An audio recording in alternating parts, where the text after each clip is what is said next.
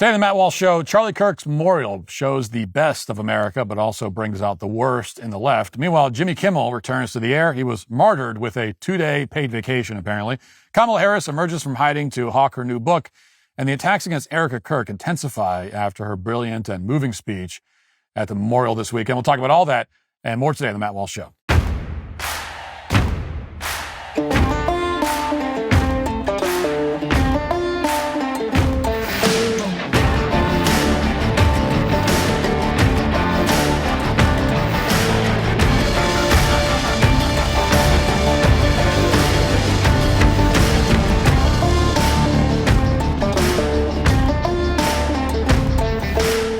You guys ever read protein bar labels and feel like you're reading off a candy bar? Most protein bars are loaded with sugar and processed junk that leaves you feeling bloated and unsatisfied. My team was hunting for something better, a clean protein bar that actually keeps us energized. Now enter Equip Foods Prime Bar, the first grass-fed beef protein bar made with only real food ingredients and absolutely nothing to hide. Starting today, my listeners will receive an exclusive discount on Prime Bar, which has become our team's favorite protein bar on the market, with 20 grams of protein in every bar. I've tried a lot of protein bars on the market, and none of them taste like real food. They taste artificial and strange, but Prime Bar actually tastes like real food, and it's good. With just 11 clean ingredients, including collagen, beef tallow, and colostrum, naturally sweetened with dates and honey, you get 20 grams of clean protein without the bloat. No whey, seed oils, gluten, or artificial junk. They're third-party tested for heavy metals, microplastics, and pesticides, so they can actually back up the cleanest bar on the market claim. If you want to try the cleanest protein bar on the market that already sold out once, go to equipfoods.com/Matt Walsh and use code Matt Walsh at checkout to get 25% off one-time purchases or 40% off your first subscription order for a limited time. That's equipfoods.com/Matt Walsh and use code Matt Walsh at checkout. You ever think you're buying good old American meats at the grocery store? Yeah, so did I, until I learned the labels can say products of the USA for meat that's never even met an American cow. Over 4 billion pounds of the stuff imported last year, all dressed up to look local, even though it isn't. I mean, what else are those labels trying to pull on us? That's what you have to ask. So I started looking for something I could actually trust, especially with kids to feed and a wife who can spot a so-so steak from a mile away. And that's when I found Good Ranchers. These guys only work with local American farms, 100% of it, not a single mystery meat cut in the bunch. Honestly, I joined up for the deals, $25 off every box, free shipping, and a free lifelong gift. We rotate between bacon, Italian sausage, and my personal favorite, those chicken thighs. And if life gets hectic, well, you could pause or skip a box easily, no problem, no guilt trips. No subscription shenanigans. I also love their steaks. They're so unbelievably good and tender that they make pricey steakhouse cuts taste like side dishes at a drive-thru. You just can't beat the quality that Good Ranchers delivers. Best part, my code Walsh gets you $40 off and free meat for life when you subscribe. That's right, $40 off, free meat for life with code Walsh. Just go to goodranchers.com and get fully American meat delivered straight to your door. Goodranchers.com. Welcome to the table. For as long as Christians have existed, they've been maligned by people who don't understand or who pretend not to understand anything whatsoever about the religion. When the early Christians gathered in secret, they were falsely accused of engaging in all manner of various acts of depravity and debauchery, including ritual cannibalism and other invented atrocities.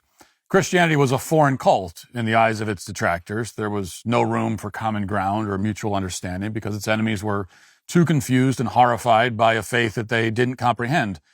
Now, if you watched the memorial to Charlie Kirk over the weekend and saw the responses from various corners of the left, then you witnessed a very similar dynamic. In a lot of ways, nothing has changed over 2,000 years. For Christians, the memorial signified that an American revival is underway. And I was in the stadium along with tens of thousands of other people. I've never seen conservatives this energized and determined to take back the culture. Every speech for 5 hours in a row, as you saw, declared Jesus Christ as our Lord and Savior. Never seen anything like that before. Not at that scale, anyway. Tens of thousands of attendees, from musicians to politicians to Turning Point staffers to members of the general public, were all in the stadium praying together More than 100 million people were watching online from across the world on various live streams. And many of these speeches were broadcast across all the major networks. And we've just never seen anything like it. It was really extraordinary. But in left-wing circles on social media and in the corporate press, it was a very different reaction. There wasn't awe or hope or joy. Instead, as conservatives memorialized Charlie Kirk, the left entered a state of total bewilderment. They often lacked the words to describe what they were seeing. And as a result, one after another, many of these commentators misrepresented what Christians said at Charlie's memorial. They also stated that for the first time in their adult lives, they realized that Christianity is a major cultural and religious force in this country, one that's completely unlike any other social or political movement that they're familiar with. As far as these people were concerned, it was as though some alien race had dropped down from orbit directly into that stadium in Phoenix. Thomas Chatterton Williams is a staff writer at The Atlantic and a faculty member at Bard College in New York. And he compared the experience to visiting a foreign country, one where he doesn't even speak the language. Now, keep in mind as you hear the quote that Thomas Chatterton Williams is supposedly a very well-read and well-traveled individual. He's an intellectual who educates young people. And here's how he responded to Kirk's memorial. Quote, "I've spent half of my adult life living in one foreign country after another, and I don't think I've ever felt so estranged from the surrounding culture as I am from the aesthetics and sensibilities of this movement. Not even a criticism. I just feel more at home in Greece than in these images," he added. And they were images of the memorial. "I feel more at home in spots where I can't read the road signs than here." Now, for context, he mentioned Greece. Here's what Greece looks like at the moment.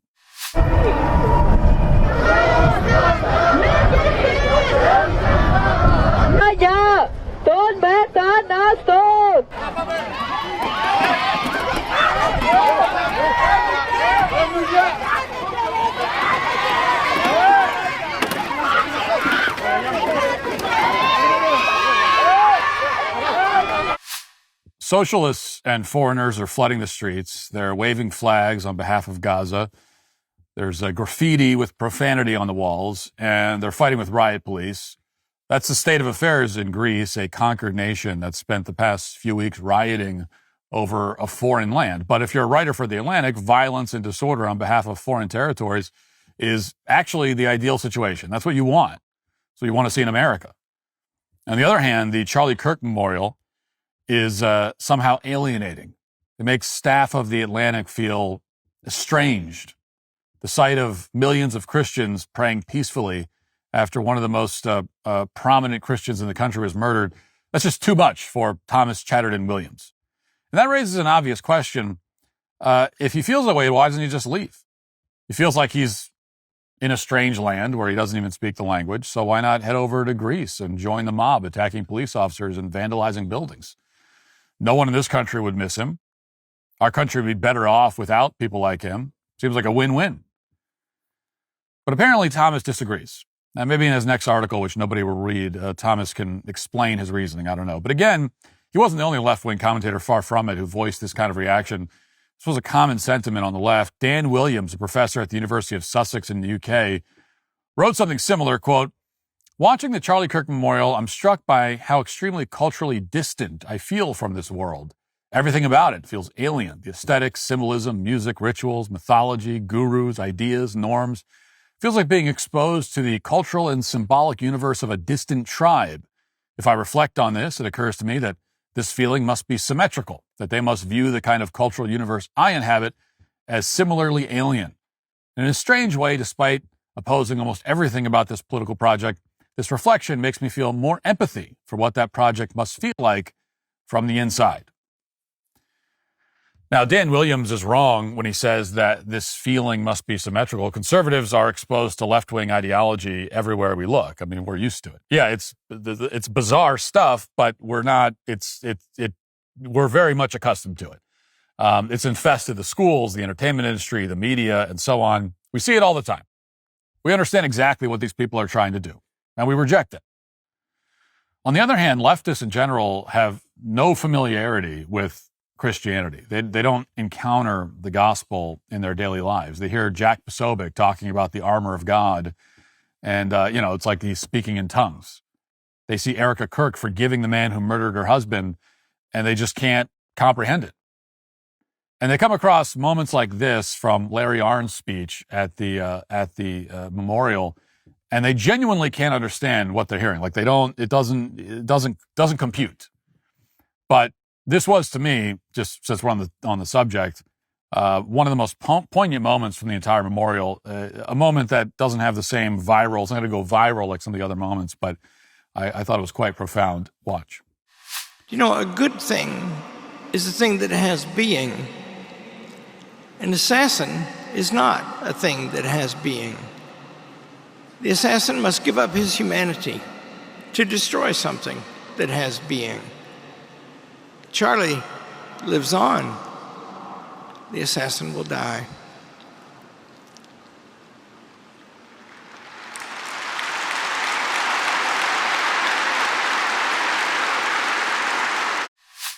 For people like that Atlantic writer, that speech might as well have been delivered in a foreign language. That's because in leftist culture, destruction is their great vocation. They destroy police stations, they destroy meritocracy, they destroy the family unit, they destroy children in the womb, they destroy the rule of law.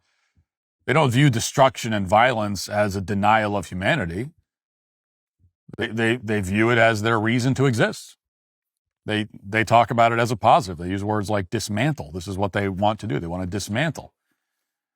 And they certainly don't contemplate the possibility of life after death. So when Larry Arnn says that Charlie is alive and that the assassin sacrificed his humanity, they truly have no idea what he's talking about.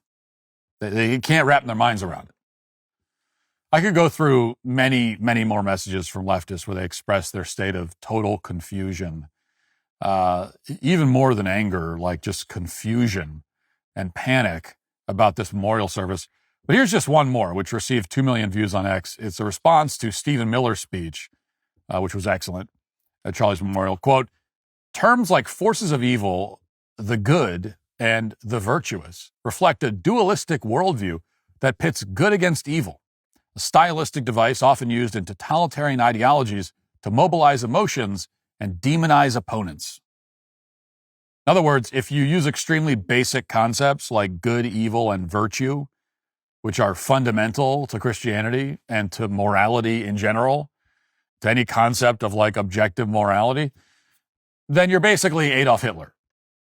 This is the kind of attack that only works if your audience has zero familiarity with Christianity or basic logic and common sense or religion at all. And we've seen this kind of attack from leftists a lot lately. A few days ago, I was accused of using Nazi rhetoric. We talked about this, but by saying that some people are friends and some people are enemies. That distinction, the friend-enemy distinction, it makes you a Nazi, I was told. And now they're using the same framing to go after Stephen Miller. Of course, it's not hard to see what's going on here. They're equating Christians with Nazis, and they're justifying the murder of Christians in the process. That's why you do that. These people want more destruction. Their ideology demands it. And that's why in just the past 2 weeks, we've seen 3 separate examples. 3 examples in 2 weeks of violent terror attacks by leftists. Now, first, of course, there was Charlie's assassination. Then on Friday, a leftist, a lobbyist for public school teachers in California, opened fire on a local ABC affiliate after the network suspended Jimmy Kimmel's show for a couple of days. Yes, he decided to commit a felony because Jimmy Kimmel received a 2-day paid vacation. Watch. Well, no one was hurt when at least 3 bullets hit the ABC 10 station in Sacramento yesterday. Police say the suspect is 64-year-old Anibal Hernandez Santana, who lives in Sacramento. He was arrested on charges of assault with a deadly weapon, shooting into an occupied building, and negligent discharge of a firearm. The sheriff's office confirms that he was now released on bail today. Here's what we know about that shooting so far. Detectives say 3 shots were fired Friday afternoon into the ABC 10 building in downtown Sacramento. Employees were inside the building at the time, but again, no one was hurt. Even with the suspect identified, police say they don't have a motive for the shooting. Now, it comes the same week that ABC's network pulled Jimmy Kimmel's late-night show from its airwaves over his comments about Charlie Kirk, prompting protests outside the ABC 10 station. So he shoots up a building while employees are inside. He fires 3 shots directly into the lobby, and then he's released on bail the same day that he's arrested. And the local news claims that they have no idea about a potential motive. Can't figure it out. But the motive is actually pretty clear. The shooter's social media feeds are full of anti-Trump derangement. He also left a note behind in his car which read, quote, "For hiding Epstein and ignoring red flags, do not support Patel, Bongino, and AG Pam Bondi. They're next. CK from above." So he's referencing Charlie Kirk as he makes a direct threat against senior Trump administration officials. And yet, despite all this, Gavin Newsom's California immediately released the man from jail. And more accurately, they probably released him on bail because he made these threats. Probably gave him a pep talk in the jail and told him to get back out there and commit some more acts of left-wing terrorism. Remember this case whenever you hear leftists claim that they care about gun violence. I mean, it's a complete and total lie. They want to disarm you while encouraging as many of their foot soldiers to arm themselves and terrorize the country. It's the same reason no one on the left called for gun control after Luigi Mangione shot that insurance executive. The only reason that this man hasn't committed any more crimes, we can assume, is that the FBI moved in quickly. They arrested the shooter for a variety of federal crimes, including firing a weapon in a school zone and interfering with a television broadcast. If the FBI didn't step in, there's a good possibility that this left-wing terrorist would be taking a shot at some conservative right now. That's certainly what other leftists are doing. One day after this attack at the ABC affiliate, on Saturday, a left-wing terrorist shot up a country club in New Hampshire during a wedding party, killing a man in front of his family and wounding several others. And as he did so, the shooter yelled, "Free Palestine." Watch. So when you say that he was walking to the party, was this actually at the wedding venue? No, he was not in the wedding venue. He was in the restaurant. And basically he must have came through, went right. It looked like a target that he was going right for this person. So I feel terrible for him. Did he address him by name? Did you get the sense that they knew who? Didn't hear anything. He just came out and said, What he said. Yeah, what he said was the children are safe and, free Palestine. So that is 3 in 2 weeks. We're witnessing a full-on left-wing attack on this country. And I don't mean that metaphorically. I mean, this isn't simply an ideological attack. They've been waging the ideological battle for a long, long time, and they're losing it. They know they're losing it, so now they're turning to violence. They shot up a Christian school and a Christian church. They killed one of the most prominent conservatives in the country. They murdered somebody at a country club. They fired several rounds at a television studio. They shot at ICE agents, tried to run them over with their cars. They firebombed a peaceful pro-Israel demonstration full of elderly people in a park at Boulder, Colorado. They shot 2 embassy staffers. They torched the residence of the governor of Pennsylvania. They targeted the GOP headquarters in New Mexico with incendiary devices in an arson attack. All these attacks have taken place in the last few months.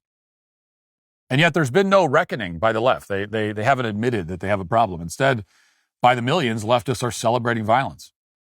Last night at the Turning Point event in Minnesota, which Charlie would have attended and where Michael Knowles was speaking, leftists gathered outside displaying these signs, which you can see here. I'm not going to read them because they're disturbing and grotesque, but they're mocking Charlie's death, just like the hundreds of thousands of people who mocked Charlie's death online over the past few days, because this is what they stand for.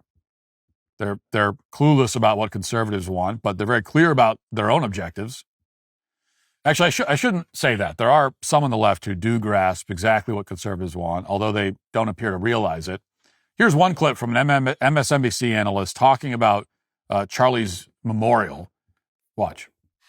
What you are seeing here is a movement called Christian nationalism that merges Christianity as it's been practiced in America for, centuries with a very specific interpretation of what the founding fathers wanted, what Aristotle wanted, going all the way back to the ancients. You saw Larry Arnn, who is the president of Hillsdale College and a proponent of this strain of interpretation of the Bible, merge Christianity and protecting the Western civilization values into one and the same thing. It's a very somewhat convoluted argument, but if you distill it into the right talking points, it really hits you in the patriotic heart area, as it were. Well, actually, that's not very or somewhat convoluted at all. I mean, she pretty much nailed it. Yes, we want Christianity, And yes, we want to protect Western civilization. We want both of those things. And it's completely rational to want both of those things. Christianity has profoundly shaped Western civilization. This country was founded on the principle that human rights come from their creator, not from the government. It was it's Christian at its core. It was founded on Christian principles. And as it turns out, that was a pretty good principle to adopt because we're now the single most powerful and prosperous country on the planet. So yes, we should embrace and defend Christianity and Western civilization. And if you want to call that Christian nationalism, that's perfectly fine by me. Yes, we're Christian, we're nationalist, Christian nationalists, fine, go ahead. You could tell this MSNBC woman is incapable of explaining why any of these ideas are bad. She knows her job is to denounce Christian nationalism, but she doesn't know how or why exactly. So she just kind of giggles and says that it hits you in the patriotic heart area or whatever, as it were. And to be fair, that was a more articulate assessment than the one Don Lemon provided on his podcast, which is apparently still a thing that exists. Listen. So what I say now is that what happened in Arizona this weekend was not just a memorial. It was something else entirely. People will tell you that it is about grief. It was about grief, about honoring a man's life, about faith. And on the surface, maybe it looked like that. Tens of thousands gathered. The music swelled. I'm sure some of you saw it. I just saw some of the sound bites. There were prayers and tears and moments of silence. But if you stayed long enough for the little bit that I could stay, and then I said, you know what, I'm out. If you listen long enough and close enough, if you stayed long enough and you listen close enough, you could feel the ground shifting beneath you, because that wasn't just about a man who died. This was about a movement claiming divine permission to rule. Now, credit where it's due. This is the first time that Don Lemon, in any context, has made an excellent point. He's come a long way from suggesting that a passenger plane was swallowed by a black hole, which is what he has suggested. Quote, you could feel the ground shifting beneath you. That wasn't just about a man who died. This was about a movement claiming divine permission to rule. That's correct, Don. I agree with you 100%. Charlie's memorial was much, much more significant than a mere political rally or a funeral. It was an unmistakable sign that Americans, tens of millions of them, are now leading a new American revival. We are rejecting the notion that man can rule without God. We're rejecting the notion that man can determine his own gender or murder his own child or commit acts of domestic terrorism, all of which directly contravene God's will. This is a seismic change in our culture that's so obvious and so profound that even a complete moron like Don Lemon can detect it. That's how monumental this moment is. And the signs are everywhere. A few minutes ago, I showed you images from outside Michael Knowles' event in Minnesota. There were protesters with profane messages mocking Charlie's death. Now let's look at the event itself and see if you notice a difference.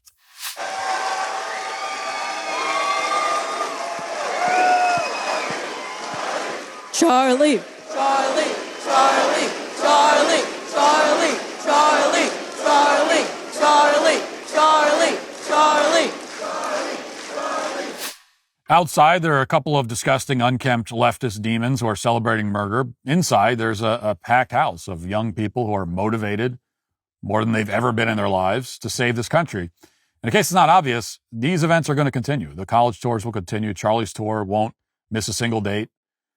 This is a mass awakening, the likes of which we've never seen in this country, certainly not in modern history. On the left, they're slowly coming around to realize what they've done. I mean, that's why they're fretting about Christian nationalism, even though they don't understand what those words mean. That's why they're saying that we want to claim divine permission to rule. And it's why they're saying that we're more radicalized than we've ever been. They're hoping at some level that we'll deny it. They're hoping that we'll call a truce, because after all, who wants to be called a Christian nationalist? Who wants to be accused of having been radicalized? Well, guess what? We'll embrace that. 100 million people will. That's what Charlie's memorial demonstrated. When they say that we're nationalists, when they say that we've been radicalized, that we're predominantly Christian, that we want to protect Western civilization. They are 100% correct on all counts. For once, we are precisely what the left is accusing us of being. And that's been their greatest fear for a very long time. These people have been terrified of the moment when conservatives would embrace one of these labels that they throw at us, rather than running from it constantly. And that time is here. After the murder of Charlie Kirk, you won't find very many conservative Christians who will cower because of a left-wing smear campaign. Instead, you'll find 100 million people like Charlie, people who are capable of thinking for themselves and defending their country and their faith. We need people like that to restore this country to greatness. And that's exactly what's going to happen. Now let's get to our 5 headlines.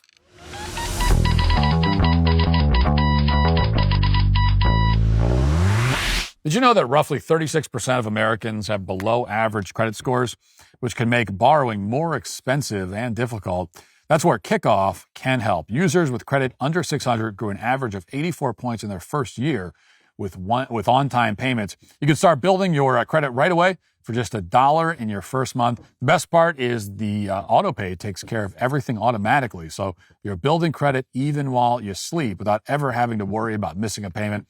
The whole sign-up process only takes a few minutes right from your phone. There's no credit check required, and you can cancel whenever you want. With over 1 million users and hundreds of thousands of positive reviews, it's no wonder it's the #1 credit builder on the App Store.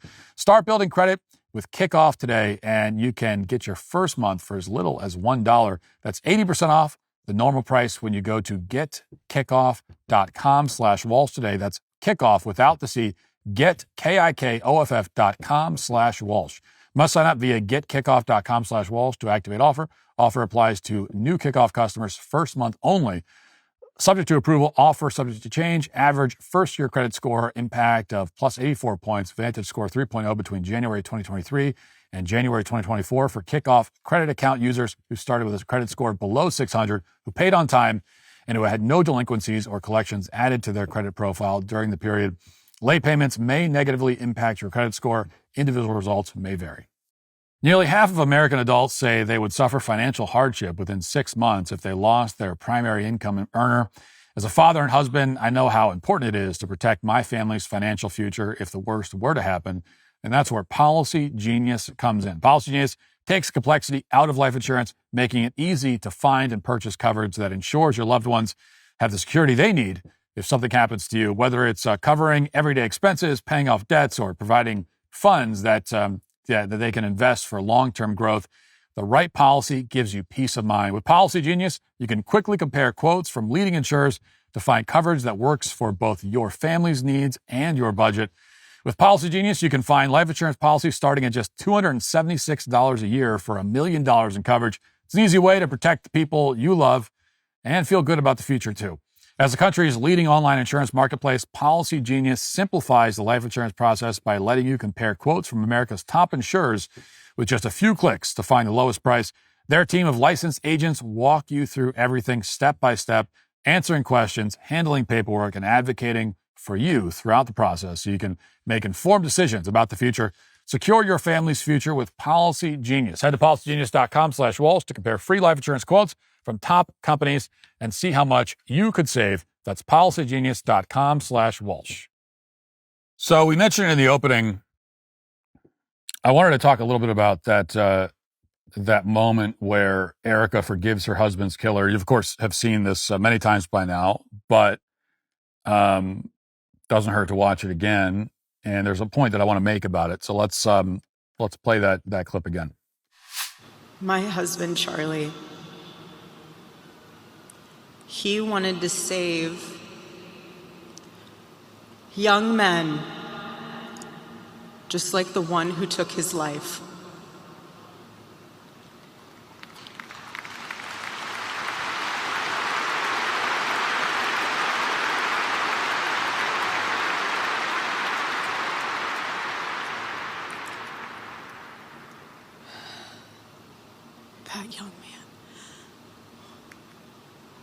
That young man. On the cross, our Savior said,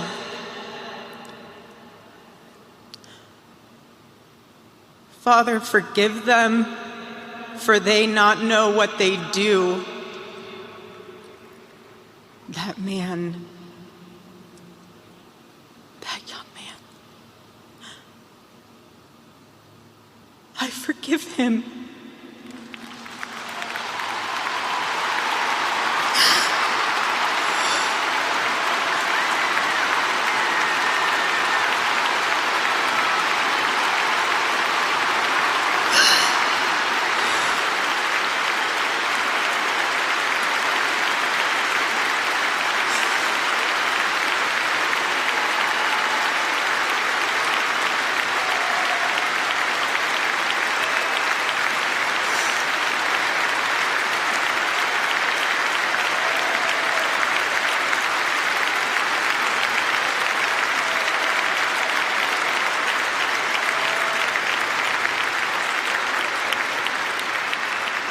I forgive him because it was what Christ did and is what Charlie would do. The answer to hate is not hate. The answer we know from the gospel is love, and always love. Love for our enemies and love for those who persecute us. Very powerful moment. The whole speech was extraordinary. There's not any superlative that I can heap on it that hasn't already been used, and accurately so. Erika's speech was one of the great speeches I've ever heard. Period. It was historical in every sense of the term. But this moment has also caused a lot of debate, and for right now, I'm not worried about what leftists are saying about it. We'll get back to that later. But there are people also on the right, conservatives and Christians on social media that I saw who were expressing, confusion or disappointment in the fact that Erika forgave the assassin who killed her husband. And I saw plenty of comments that said, words to the effect of, well, she can forgive him, but I still want him to get the death penalty, and that kind of thing. And other people claiming that Erika was, in essence, sort of letting her husband's killer off the hook by forgiving him. But this is a misunderstanding of Christian forgiveness. And in some ways, it's an understandable misunderstanding because the church in the West has been neutered and feminized in modern times. And so concepts like forgiveness have also been neutered and feminized. And the reality is that oftentimes when forgiveness is preached, when it's preached from the pulpit, very often, they are indeed preaching a version of forgiveness that essentially means letting bad guys off the hook. The woke DAs and judges who release violent criminals back onto the streets will talk about forgiveness. They'll talk about compassion. They'll cloak it in that sort of language. So that's how people have come to understand it. And so when they hear forgiveness, that's what they think. But that is not what forgiveness actually means. You can punish an evildoer. You could punish him in the most severe way possible. You can punish him by killing him, by executing him, while also practicing forgiveness. Forgiveness is not a replacement for justice. And just to illustrate that point, I posted this on X yesterday. I'll make the point here, just kind of an analogy or an illustration. And this came to mind immediately when people were talking about this. But I think about, if you've ever seen Lonesome Dove, it's the greatest, I'm sure I've talked about it on the show before, it's the greatest Western of all time. Technically, it was a television miniseries, but I think it still is one of the great films ever made. Top 10 for me. And there's a great scene about midway through the story, I think, by my memory. And it came to mind when I heard, saw some of the reaction to Erika's speech, in particular that moment about forgiveness. So if you're not familiar, the story follows a group of cowboys on a dangerous cattle drive from Texas to Montana. And along the way, in the story, they stumble across one of their old friends, whose name was Jake. And he'd fallen in with this gang of murderers and horse thieves. Even though Jake had never killed anyone himself, he didn't actively participate in any crimes, but he was part of this group. He didn't stand up to this criminal, to his criminal cohorts. He didn't make any real attempt to leave them. He just kind of stayed with them and went along with it. And that meant that in the eyes of our cowboy protagonists, who are led by two retired Army Rangers played by Robert Duvall and Tommy Lee Jones, in their eyes, he was just as guilty as the rest of them, and he had to pay the same price. Justice demanded that they execute the whole group, the whole gang, including Jake. And in the show, Jake briefly pleads for his life. He makes the point that, he didn't kill anyone. None of this, he says none of this was his idea, and he didn't want to do it. It wasn't his fault.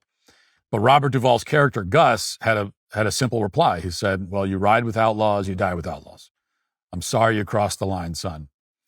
And he was sorry. But Gus knew that, they had to do what they had to do. So they put the rope around Jake's neck and they offer him some final words of kindness and forgiveness. And then they hang him. And they left the rest of the gang hanging from the tree as a warning to other horse thieves. But they cut Jake down. They gave him a proper Christian burial. And then they rode on. It was a tragic moment for them. They didn't want to kill their friend, but they had no choice. He was owed a certain punishment, and justice means giving a man what he's owed. And it was just as simple as that. You were a part of this. This is what you're owed. I wish we didn't have to do it, but we do. You crossed the line, son. And that to me is Christian forgiveness. I mean, that is a to me perfectly illustrates really Christian forgiveness. And I know you're not going to hear that you're not going to hear that very often. You're not going to hear that scene or anything like it used as an example of Christian forgiveness in most churches. They're not going to say a scene in a show or a guy where they hang a guy that is a Christian forgiveness, but it is. It is. The current debate about the concept of forgiveness assumes that we have to choose between punishment or mercy, between justice or forgiveness, but we don't have to choose. These are dimensions of each other. It's not an either-or scenario. To forgive a man who commits a heinous crime, what that means is that you don't harbor hatred for him in your heart, that you're not living with resentment towards him, that you want him to be saved, you want him to go to heaven. And you can feel that way about somebody, even as you're putting the noose around their neck. Legally, while carrying out a legal execution. And that is, in fact, the most Christian way to handle violent criminals. That's the most Christian way. It is to pray for their souls and then to send them off to meet God. And then God will decide what happens next. That's justice. And that is forgiveness. Forgiveness does not mean that you have that they don't get punished. That is not what forgiveness means. Now, if I was in Erika's shoes, if God forbid my wife was killed by some evil scumbag, I would certainly want the killer to be convicted and executed for his crimes. But that wouldn't mean that I would lack forgiveness. Lacking forgiveness would mean, if I lack forgiveness, it would mean that I am living every day of my life from that moment on, boiling in rage and hatred towards the killer. And hoping not only for his death, which is justice. It's okay to want that. I should want justice. As a Christian, you should want justice in the world. And sometimes that means that a person has to leave. They have to leave the world. They bought their ticket out, and that's justice. So if I wanted that, it wouldn't mean that I don't have forgiveness. But if I'm boiling in hatred, hoping not only for this person's death, but also that they burn in hell, that they aren't saved, and they burn in hell for all eternity, then that would mean that I lack forgiveness. And here's the thing. I'll be very honest and say that if I were in that situation, if that did happen to my wife or my child, I feel, and we can't know exactly how we would react, but I feel very sure that I would hate that person until my dying breath. I wouldn't just want them dead. I would want them to burn in hell and be tortured by demons for 1 billion years, and then another billion and another billion after that, for all time. Which is to say that I think I probably would lack forgiveness in that situation. I can't say for sure how I would respond to such an atrocity if it happened to my own family, but I'm pretty sure that's how I would respond. Just having a bit of self-awareness, I think I would lack forgiveness. I think I probably would be consumed by hatred, like forever, towards that person who did that horrible thing to the person that I love. I'd probably wake up every morning hating that person, and I'd go to bed hating them every day for the rest of my life. But that's my own weakness. I admit that. That is a weakness that I think I would have in that situation. I don't think I'd be strong enough to have anything but burning rage and hatred in my heart for the person who harmed my loved one. But again, and that's the difference. So that's also when we talk about how it takes strength to forgive. Again, all this stuff now, when you say that, it sounds like a cliche. It sounds like, oh, be the bigger man, and it's like if you get punched in the nose and you just walk away and somebody says, oh, you were the bigger man. No, you weren't the bigger man. You were afraid. You walked away because you were afraid. You were a coward. So we use these terms and they don't really mean anything anymore, but there is meaning behind it. And it actually does take strength to forgive. And this is what the strength would be. You still want justice to be done, but the strength is like the moral and spiritual fortitude to not be totally consumed by hatred and resentment for the rest of your life. That's where the strength comes in. I don't know that I would have that strength. I think I probably wouldn't. But Erika does. And I greatly admire that. But again, wanting that person to be punished in the most severe way, the harshest way, that in itself does not mean that you don't forgive. You can forgive and also punish. And that's the point. All right. Our period of national mourning is over. Jimmy Kimmel will return to the air tonight on Tuesday. It was announced yesterday that Jimmy Kimmel's Exile is over. It lasted 2 days, 2 business days, right? It was like, Friday and Monday. And that was the extent of it. Maybe 3 days. I'll give him 3. Now, we were told that this is the greatest attack on free speech in our nation's history, which is not a straw man, by the way. That's really what we were told.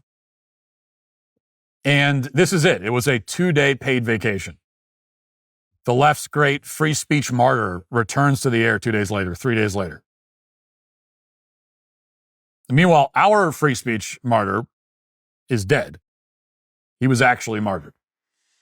And yet leftists will look us dead in the eyes and they will tell us that Jimmy Kimmel's ordeal was a greater attack on free speech than the murder of Charlie Kirk. They will say that, and they believe it. Which is why every celebrity in the country put out a statement condemning Kimmel's suspension, even though basically none of them did the same for Charlie's assassination. This is how desperate these people are to be victims. It's how desperate they are to find their own martyrs. Because these are kind of the 2 categories of martyrs that you have on the left.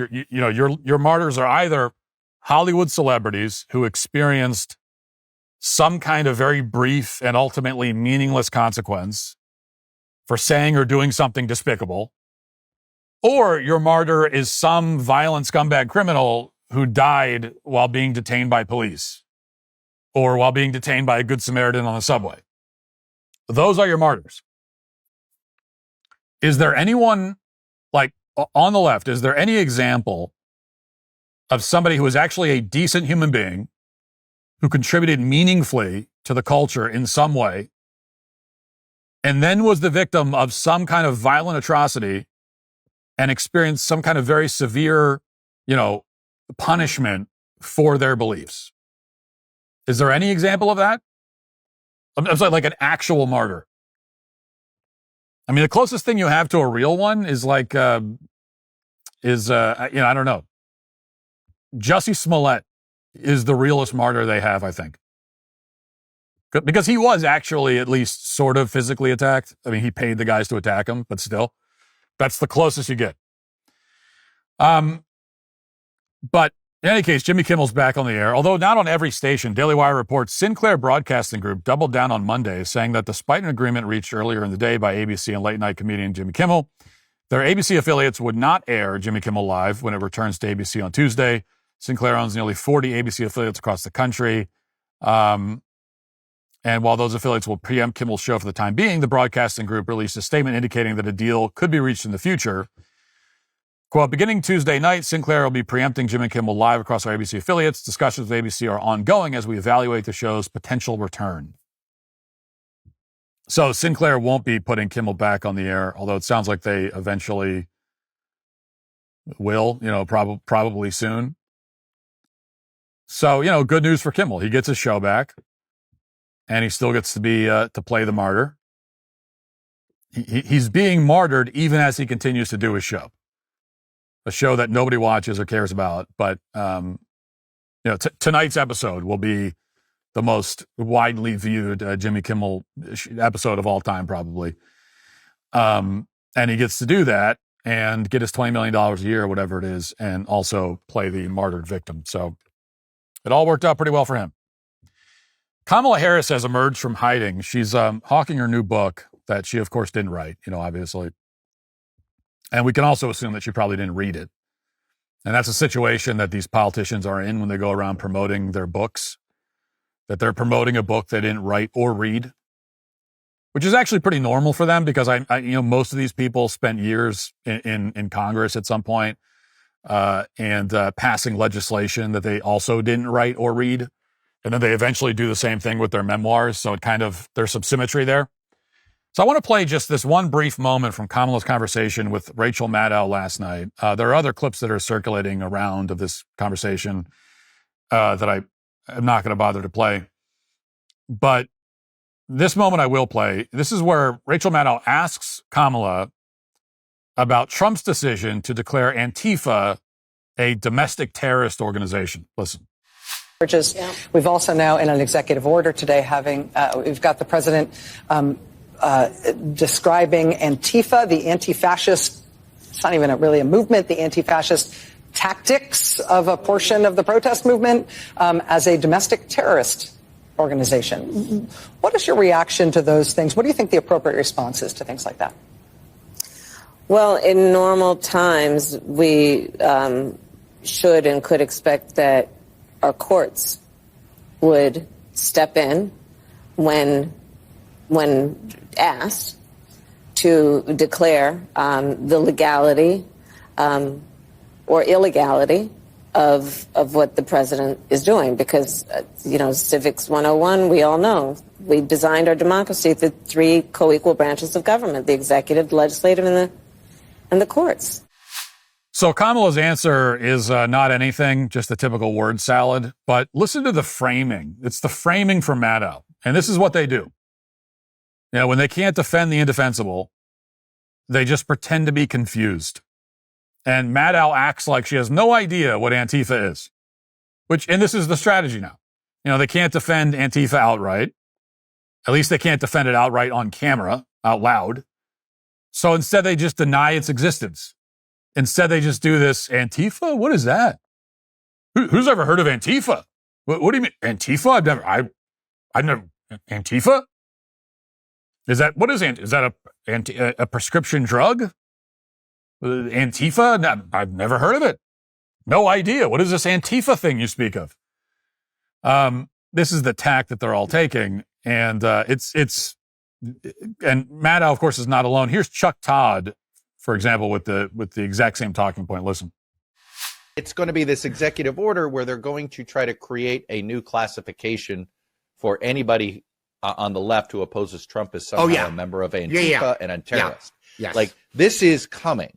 And I don't think we are fully... Now, I don't think there's any... the problem, I don't even know what Antifa is. I know what the definition of Antifa is. And I know what the word means, but it's not a group. There is no group. No. And so, but what's dangerous is that by designating it, who's going to define who the group is? And if the Trump administration decides to say, you, George Soros, are a part of this group that I designated, and you're like, no, I'm not. And it doesn't matter. Like, they're going to then use that as some sort of potential opening. And I think that's what's so extraordinarily dangerous about these designations.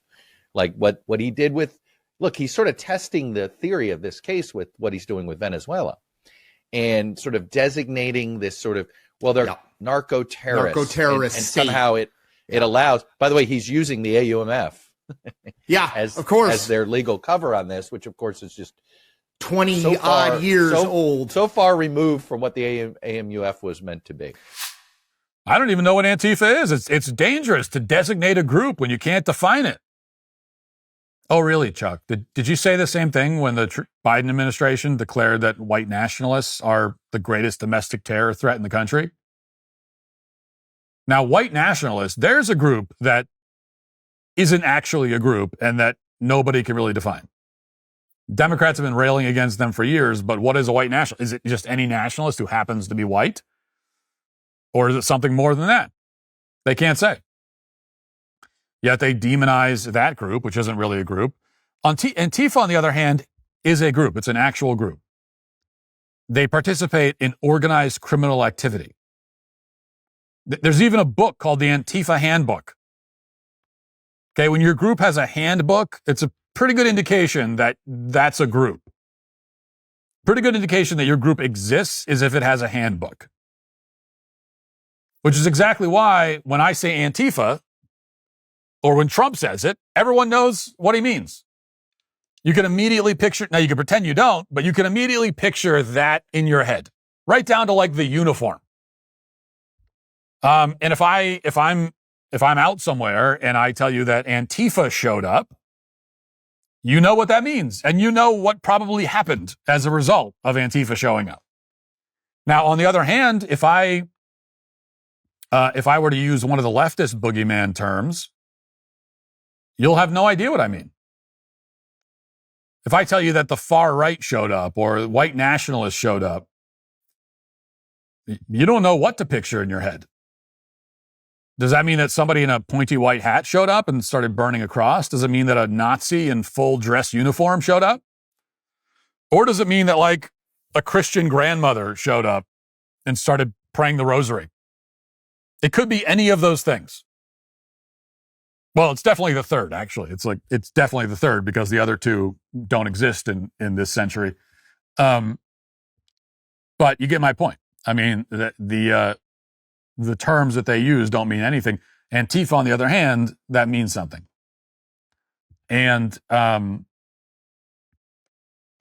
but they can't bring themselves to just flat out defend this group and their tactics. And so their tactic is to just act confused and obfuscate, which is, of course, what they always do.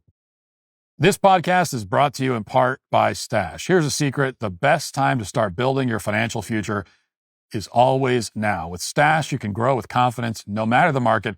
Stash isn't just another investing app. It's a registered investment advisor that combines automated investing with expert guidance, so you don't have to worry about figuring it out on your own.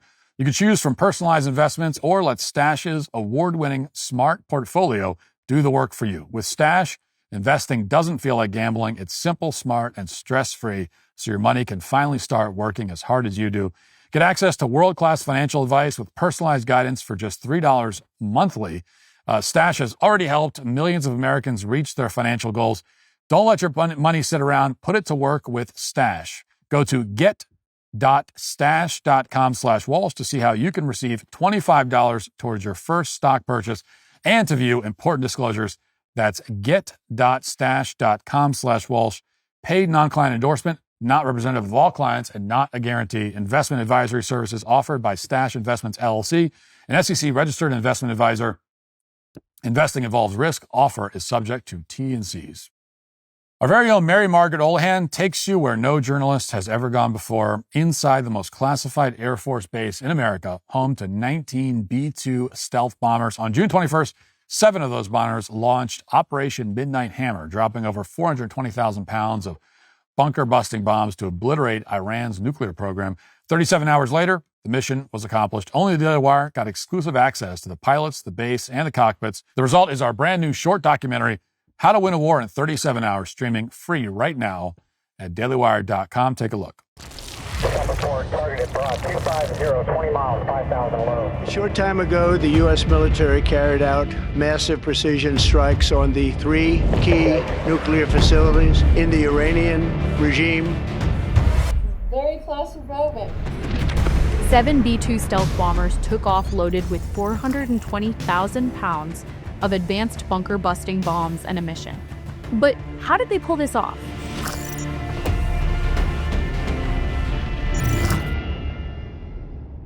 Watch How to Win a War in 37 Hours with Mary Margaret Olahan, streaming free at dailywire.com. Now let's get to our daily cancellation.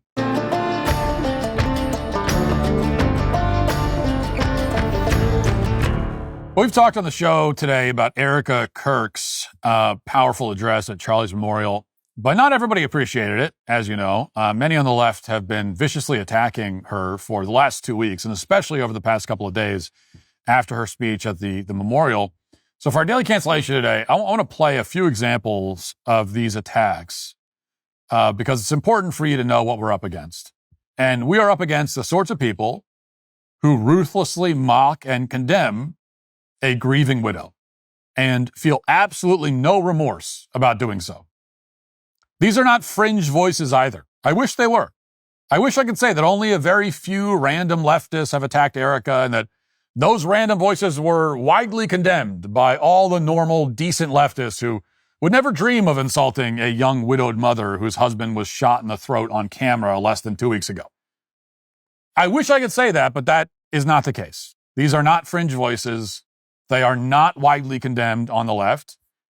Erika is the one who is widely condemned. And so these are just a few representative samples. Let's start with this one. This is one of the more mild examples that you'll find, because along with mocking and attacking Erika, some on the left are trying to develop very unclear and unspecific conspiracy theories about her. Watch. Nothing is a coincidence. Hold on to that thought. Did you know that Charlie Kirk's father, Robert W. Kirk, was actually the architect for Trump Towers? Also, did you know that Erika Lane Kirk won Miss Arizona USA in 2012? Don't forget, Donald Trump ran Miss America from 1996 until 2015. Seeing the correlation here? Now, not saying age difference is a big thing, but did you know Erika was 5 years Charlie Sr.? But this is where coincidences aren't coincidences. People, this was so arranged. And there's so much more to Erika Kirk. Kind of like how she was all into basketball, didn't want to be all girly, never liked to dress up, even cut all her hair off, and ended up being Miss USA. How does that happen? How do you go from sports to Miss USA? And then they meet at a Turning Point event in 2018, where she's interviewing for a job for Turning Point. Solidified. I got a feeling there's more to the story here. So this giant talking thumb with a soul patch has put all the pieces together. This 56-year-old man with a backwards hat has cracked the case. Now, what case has he cracked exactly? Who knows? It's not at all clear what he's even trying to imply here. All he's done is recite random facts from Erika's Wikipedia with suspenseful music in the background. And if you're very stupid, you can make anything sound like a conspiracy if you say it with suspenseful music in the background. Even the most banal and unremarkable facts become eerie and shocking. At least if you're stupid. And in this case, Mr. Thumb wants us to see evidence of some kind of unspecified conspiracy in the fact that Charlie Kirk's dad was an architect and Erika Kirk was a beauty pageant contestant. This is strange, apparently, because Erika also played basketball. How could an athletic woman who enjoys sports also be in a beauty pageant? Mr. Thumb is shocked. He's confused. Women who like sports are supposed to transition into men. Wait a minute, are you saying it's possible for a woman to enjoy traditionally masculine things like sports while also still remaining a woman? What? How is that possible? What is this sorcery? And then Erika went on to meet the head of Turning Point USA at a Turning Point event? How? What? Aside from the fact that a Turning Point event is the most logical place for her to have met Charlie, how in the world did that happen? Aside from the fact that there's absolutely nothing even remotely strange or surprising in any of the details he just laid out, how is it possible? How did this really normal stuff happen? Now, granted, to a guy who hasn't left his basement or been exposed to direct sunlight in decades, I guess, the concept of people meeting each other in real life is pretty bewildering. So maybe you could see where he's coming from.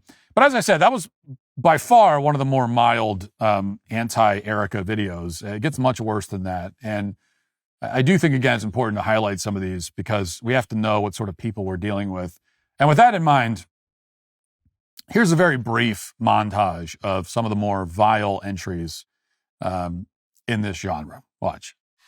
As expected, Charlie Kirk's wife, who everyone was feeling so sorry for, oh my god, I don't feel bad for him, but I feel bad for her. Yeah, she's also an incredibly right-wing person who's using this moment to push an authoritarian agenda against the left. Are you all gonna realize that the women who marry these freaks know exactly what situation they're getting into, and the reason they get in that situation is because they want to be there. If you felt yourself some warm, fuzzy, positive feelings after watching the white Christian nationalist event yesterday disguised as Charlie Kirk's memorial service, this one is not for you. And to the MAGA person who right now is in the comments getting ready to type out, "You're just jealous," I don't think you thought that one through. This is Erika Kirk. Cue the fireworks. She good to go with the tissue? All right, just keep it away from the sparks. Where's the tissue guy? Hey, she held that a little longer than we discussed. Here's where she needs to look up to the heavens. Nailed it. Did you tell her to do that thing, like where she mouths her prayer, so everybody can see it? Remind me to tell Wardrobe that they nailed it with the white. It's very angelic. All right, she's kind of milking the applause thing. Tell her to get going. Is she on, beauty pageant autopilot? It's giving Amber Heard. My dog stepped on a bee. I forgive it. The way she's switching, I'm trying my best to see the authenticity in this woman, but it's so hard. Then she goes on to say the answer to hate is not hate. The answer we know from the gospel is love and always love. Then she says love for our enemies. Now all of that does not reflect Charlie Kirk. Charlie Kirk did not reflect love for his enemies. Charlie Kirk hated people. He openly hated people, and he said some of the worst things. Well, that's about as much as I think anyone can stomach. These are hard to watch. They're hard to watch almost in the same way that it would be hard to watch a video of somebody vomiting or of sewage spilling out of an overflowing porta potty. It's disgusting. It's hideous. These women in the video are so evil, so deeply wicked, so devoid of love and warmth that you could see it just by looking at them. They've been deformed by their own hatred. It seeps out of them like acid out of their pores. It disfigures them. But the videos are instructive. Instructive, for one, because there are so many videos like this, and most of them have hundreds or even thousands of likes and approving comments. Again, these women are not the fringe on the left. They are the majority. They are the mainstream. And it's also instructive because they are so genuinely confused by Erika. This is kind of the theme of the show today. They're confused. Just like the people on the left that saw these expressions of religious devotion, Christian piety. They're confused by it. They'd never seen anything like it. And in a similar way that many of them, like the women in those clips, confused by Erika. They see a woman deeply distraught over the loss of her beloved husband, and they can't believe that it's real. They call it performative. They assume that it's all for show. They laugh and they scoff at it. And that is not performative on their part. They genuinely can't understand, even on a theoretical level, what Erika is experiencing. Erika loves Charlie. She is reacting exactly as anyone who loves another person would react in a similar situation. But these women have never loved anyone or been loved by anyone. They look at genuine expressions of grief and mourning the way that, I looked at my algebra textbook in 7th grade. Total incomprehension, which, like me with algebra, quickly turns into anger and resentment. This is the driving force behind leftism. And it's never been more clear than it's been over the last couple of weeks. This is an ideology driven by people, predominantly women, who have never experienced love or devotion. They've never received it. They've never given it to anyone else. They are lonely, bitter, full of envy. This is why they want to tear down the institution of the family, because they've never had one, at least not a functional or healthy one. It's why they despise marriage, because they will never find a man who will devote himself to them. And even if they did find such a man somehow against all odds, they would be incapable of giving that level of devotion in return. They are morally bankrupt, spiritually impoverished. They are starving for love and human connection, but even though they starve for it, they don't long for it. Right? Longing is too beautiful, it's too human. For them, the beautiful and human things are out of reach. They starve for a thing that they don't even want. So instead, they sit in their lonely apartments and they snarl and snipe at anyone who has the things that they don't have and will never have. Love, faith, happiness, even grief. They even envy Erika's grief, because you can only grieve what you have loved. And these people have never loved anyone or anything. Grief is painful, but it's beautiful because it comes from love. They have no beauty in their lives at all. They live in total spiritual darkness all the time, so fully absorbed into themselves that they have become the human equivalents of black holes. They don't emit light. They can only consume and destroy it, or at least they can try. But Erika's light will not be extinguished by these sad, pitiful creatures. Neither will yours, neither will mine. They'll continue impotently snarling like neutered dogs behind a fence.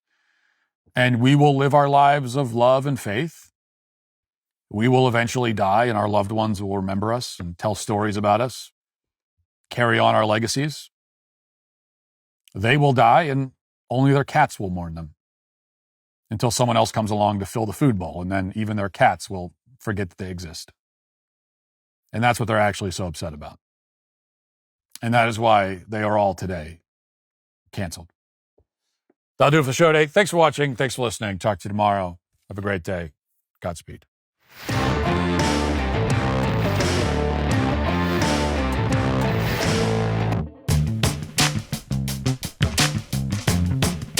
Hey there, I'm DailyWire Executive Editor John Bickley. And I'm Georgia Howe, and we're the hosts of Morning Wire. We bring you all the news you need to know in 15 minutes or less. Watch and listen to Morning Wire 7 days a week, everywhere you get your podcasts.